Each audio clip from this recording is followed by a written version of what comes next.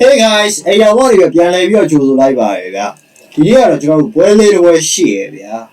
စိတ်ဝင်စားကြကောင်းတဲ့ပွဲလေးပွဲပါဗျာ Battle Chelsea ဗျာချက်ခွဲမှာကစားမဲ့ပွဲဗျာ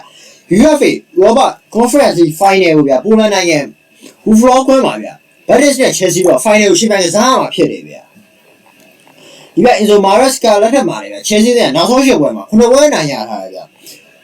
ဟောက်ဆွဲ9ပွဲနိုင်ရပြီးတော့ဗျာတန်တိုင်းပုံစံနဲ့ဗျာပြသထားတယ် Battle တင်ရတယ်ပထမဆုံး Europa Final ကိုရောက်ရှိနေတယ်ဗျ Chelsea တဲ့အကောင်းဆုံးပြိုင်ပွဲလည်းဖြစ်နေမှာဗျဆိုတော့အဲ့ပွဲကိုကျွန်တော်တို့ဒီကစားရေးဖြစ်ကြတယ် Enzo Anthony နဲ့ Yogeso တို့ကလည်းဗျနောက်ဆုံးပွဲမှာနိုင်ပွဲမရှိရကြောင်း Chelsea ဒီကိုဆိုရင်95စားမယ်ဗျဒီကိုဆို95ပလက်စားမယ်ဗျကိုကဗျနှလုံးကို100အပြည့်ရှုံးမယ်ဗျ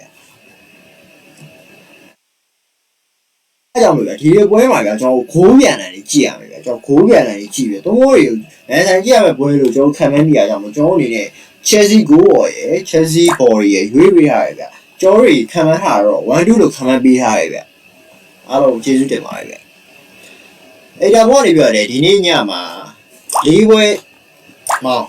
တွေရှိရဗျအားလေးကိုစိတ်ဝင်စားရဆိုရင်ကျွန်တော်တို့ဆက်သွယ်လိုက်ပါဗျာကျွန်တော်တို့ရဲ့ Telegram channel နဲ့ Viber ကိုဆက်သွယ်လိုက်လို့ရပါတယ်အားလုံးကျေးဇူးတင်ပါတယ်ဗျနောက်ဗီဒီယိုမှာဆက်ပြီးဆုံတွေ့ကြပါမယ်